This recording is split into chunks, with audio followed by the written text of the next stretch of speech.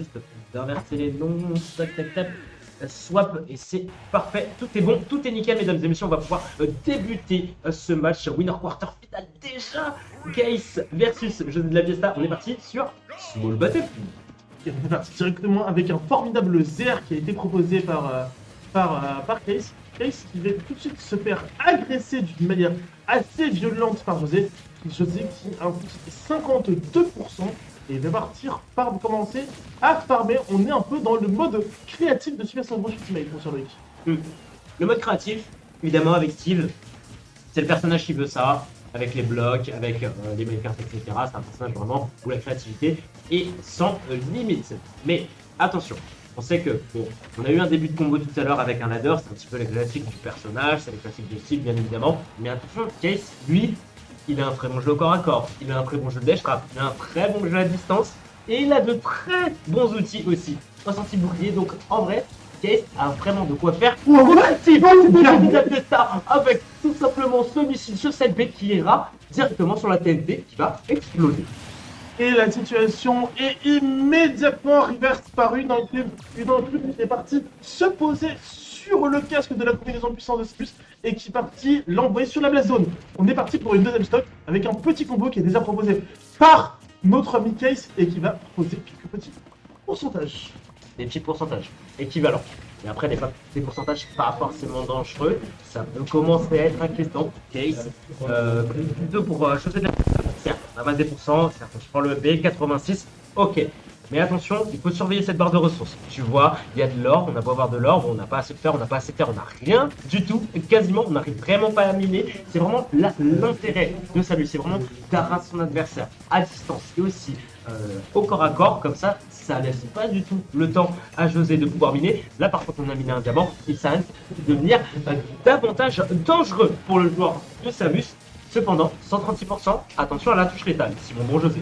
Et forcément, oui, bah, il faudrait pas qu'il arrive à consommer tout de suite son diamant, parce que s'il arrive ce chercheur, forcément, il va perdre son diamant. Mais là, il a récupéré le diamant, il a une épée en diamant, et vous le savez, le diamant, c'est la principale mécanique des comebacks de Steve. Et là, attention, est-ce qu'il a encore son saut? Est-ce qu'il a encore son... Oui, il avait encore son saut, il peut revenir sur le terrain. On repart directement sur une phase. Et là, attention, à l'épée en diamant, qui peut infuser d'importants dommages. Est-ce qu'il va pouvoir prendre la stock, notre ami José de Festa? C'est la question à laquelle nous allons devoir répondre. Il faudrait la prendre, absolument. Il faut profiter de cette épée en diamant. Il faut profiter de ce matériau, pardon, qui va nous permettre de prendre la stock. Il faut la prendre aussitôt dit, aussitôt fait. Non, pas du tout. 94%, ça continue de monter. On descend avec l'enclume, on se prend le charshot, on se prend vraiment tous les coups de cette Samus. Un charshot posé ici, mais heureusement qu'on va bien utiliser son sur côté José. Ce sera le backer qui sera définitif et qui sera létal. 125% de différence. Est-ce que c'est faisable? Il a crafté une nouvelle épée en diamant, il a 142%. On connaît les Steve avec la rade, ils peuvent faire quelque chose de grand. On a bien vu, on a bien vu un petit minecart, et là forcément ce EB, pas beaucoup de buzz. On vient tout de suite reprendre la game 1 pour le joueur de Samus. Le buzz a été coupé, il a été coupé hein, pour le Steve. 1-0. 1-0 pour l'habitué des weekly, 1-0 pour l'habitué des top 8, 1-0 pour Case, mais évidemment on sait qu'on a des réponses. Un côté orbital ship. C'est un bon joueur de Steve, c'est un joueur qui veut se faire absolument entendre. Et on sait qu'il a des armes pour, on se concentre, on respire, on prend son temps, on essaie vraiment de se poser, on essaie de voir qu'est-ce qui allait pas. Honnêtement, il n'y a pas eu vraiment de gros commits du côté de José, il n'y a pas eu d'énormes erreurs. C'était vraiment côté Case, on a mis énormément de pression, on ne laisse vraiment pas creuser pendant au moins, allez, 2/3 de la game. On n'a pas pu avoir ses ressources et forcément, l'intérêt de Steve, c'est quoi? L'intérêt, c'est d'avoir ses ressources, c'est d'avoir ses matériaux, c'est d'avoir du fer, c'est d'avoir du diamant, c'est d'avoir de l'or qui nous permettent finalement de pouvoir, qui nous permettent d'exercer cette pression sur le terrain. Et la pression, on va la voir du côté de José. Game numéro 2, mon bon Moa, on est parti. On est parti sur cette game numéro 2, ça a été déjà miné et on va tout de suite dans une petite agression de la part de Case. On l'a bien vu, tu l'as bien c'est en préambule. Forcément, le but de cette Samus, c'est d'éviter au Steve d'emmagasiner des ressources. Et forcément, on le voit, il se protège directement derrière le bloc de Steve. Et il veut absolument revenir. On a bien vu dans le Charshot, le Charshot qui est passé avec une immense attaque, c'est 80% directement dans les pixels de chez Steve.